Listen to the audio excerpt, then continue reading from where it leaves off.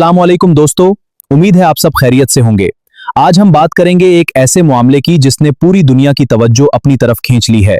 Saudi अरब, America और nuclear मुआहदे से मुतल्लिक आखिर हकीकत क्या है, आइए आसान अल्फाज में समझते हैं। आज एक ऐसा मुआहदा सामने आया जिसने पूरी दुनिया की तवज्जो अपनी तरफ खींच ली। अमेरिका और सऊदी अरब के दरमियान न्यूक्लियर ताउन पर पेशरफ्त हुई, लेकिन चंद घंटों बाद ऐसे बयानात आए जिन्होंने हर शख्स को सोचने पर मजबूर कर दिया। आखिर क्यों?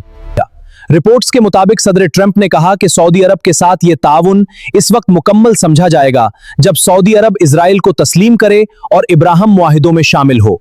यही बयान सामने आते ही सियासी हलकों में नई बहस शुरू हो गई। इसके फौरन बाद इजरायली वज़ीर-ए-आज़म नेतन्याहू ने भी तकरीबन यही मौक़िफ़ दोहराया।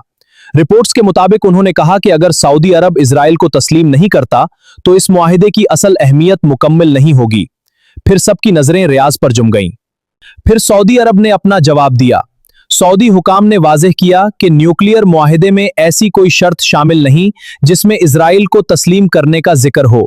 उनका कहना था यह मुआहिदा सिर्फ न्यूक्लियर ताउन से मुताल्लिक है, बस। अब सबसे बड़ा सवाल यह है, अगर मुआहिदे में ऐसी कोई शर्त मौजूद नहीं थी तो फिर यह बात सामने कैसे आई? क्या यह सिर्फ सियासी दबाव था या उसके पीछे इसराइल का किरदार भी था? यही सवाल अब हर तरफ ज़ेरे बहस है। अगर सऊदी अरब अपने मौक़िफ़ पर कायम रहता है तो क्या यह न्यूक्लियर मुआहिदा मुकम्मल हो पाएगा या अमेरिका उसे रोक देगा? क्या दोनों ममालिक किसी नए समझौते तक पहुंचेंगे या ये मुज़ाकरात यहीं रुक जाएंगे? यही सवाल अब पूरी दुनिया पूछ रही है।